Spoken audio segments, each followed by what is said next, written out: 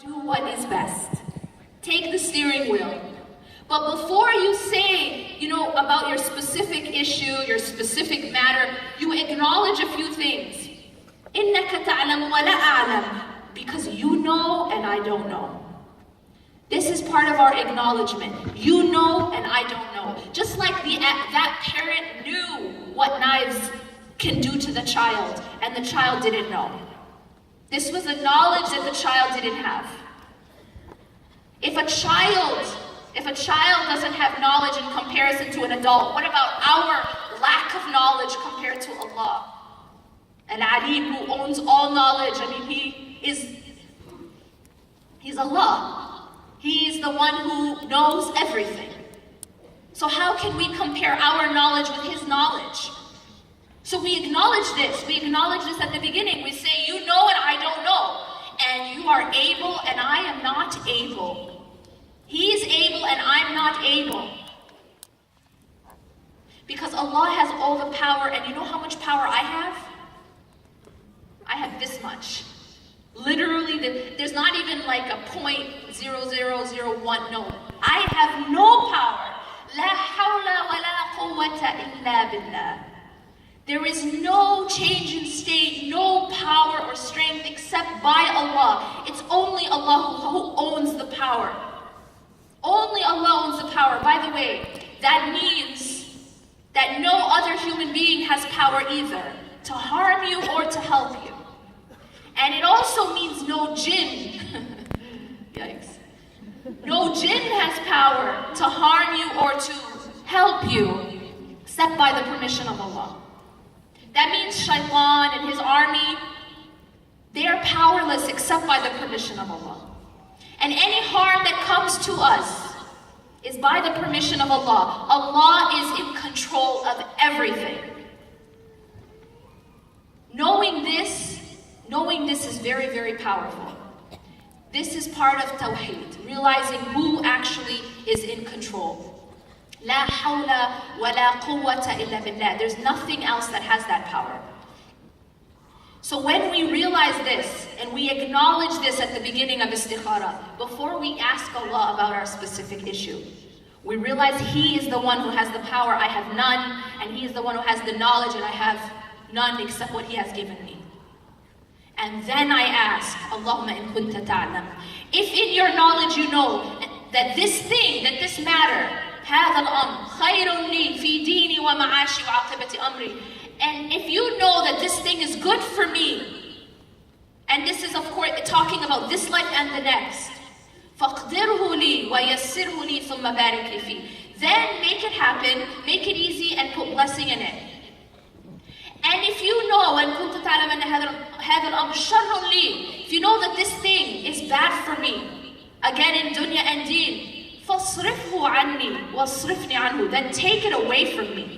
And then take me away from it. وَاقْدُرْ لِلْخَيْرِ حَيْثُ كَانَ ثُمَّ ارْضِنِي بِهِ. And then bring me what is good for me and make me pleased with it. This is a perfect dua. This is a perfect dua, asking Allah to take the steering wheel of your life. It's not asking for a dream. You know what I'm saying? Sometimes we don't really understand how do I interpret my answer to my istikharah. We go outside and we look for like lightning in the sky. You know? Like if you're considering someone for marriage, like you're gonna see their name in the clouds. Right? Or we really, really want a certain answer, right? So it's like, oh, okay, you step outside and you see a dog crossing the street. And you say, oh my God, that's a sign.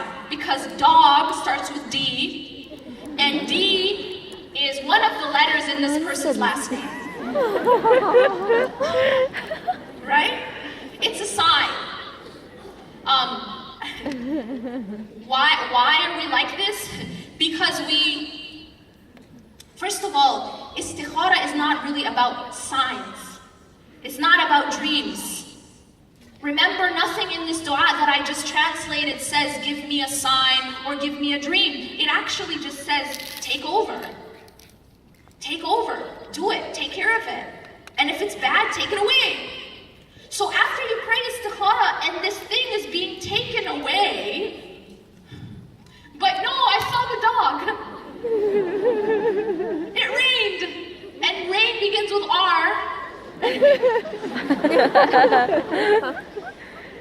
But your answer to your istikharah is in also what happens. That something can become facilitated or something can become obstacle upon obstacle upon obstacle. You have asked Allah, if this is good, then make it happen and make it easy and put blessing in it. And if it is not, take it away. But you see, you didn't really mean that. You know what I mean? It's just a ritual. But at the end of the day, folks, at the end of the day, is there anyone who doesn't want khair? Is there anyone who doesn't want goodness? Is there anyone who says, actually for me, I want shar? I want something bad to happen. Nobody wants that, right? Everyone wants what is best, yes? Everyone wants goodness, yes? So how come we would hold on to something that is bad for us?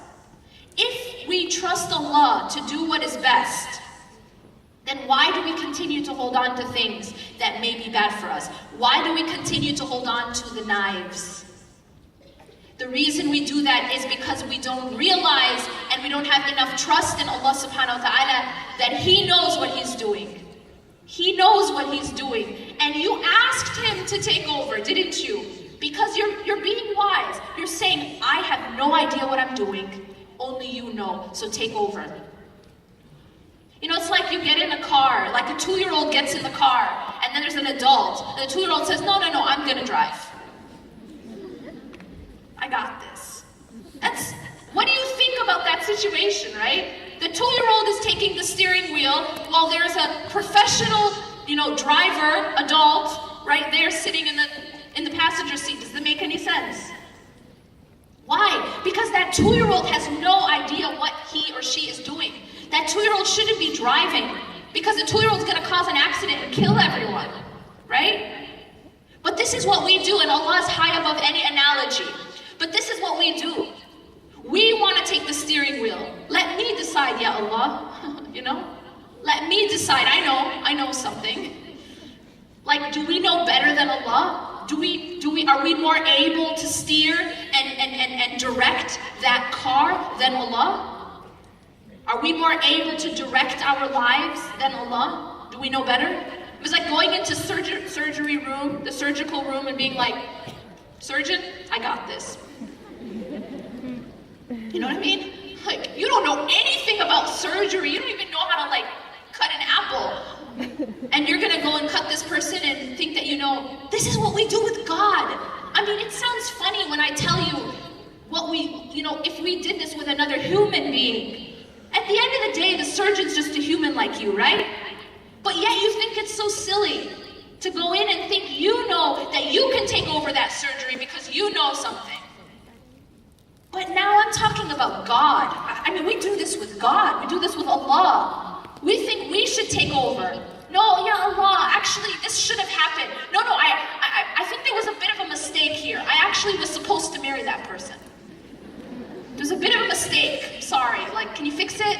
A'udhu billah. Or no, I was really supposed to get that job. Or I was really not supposed to miss that flight. Anyway, yeah. You know what I mean? When things happen and we don't like it. Things happen, we don't like it. We act as if there was some mistake and it should have happened my way. Allah doesn't make mistakes. And Allah knows what He's doing. We ask Allah subhanahu wa ta'ala to make dua a tool for us to get closer to Him and for us to realize that while we can ask for things, that's fine, but we realize that the greatest gift of dua is the nearness to Allah subhanahu wa ta'ala that comes in the process of begging from the King. أقول قولي هذا واستغفر الله لي ولكم إنه غفور رحيم سبحانك الله وبحمدك أشهد أن لا إله إلا أنت أستغفرك وأتوب إليك والسلام عليكم ورحمة الله وبركاته.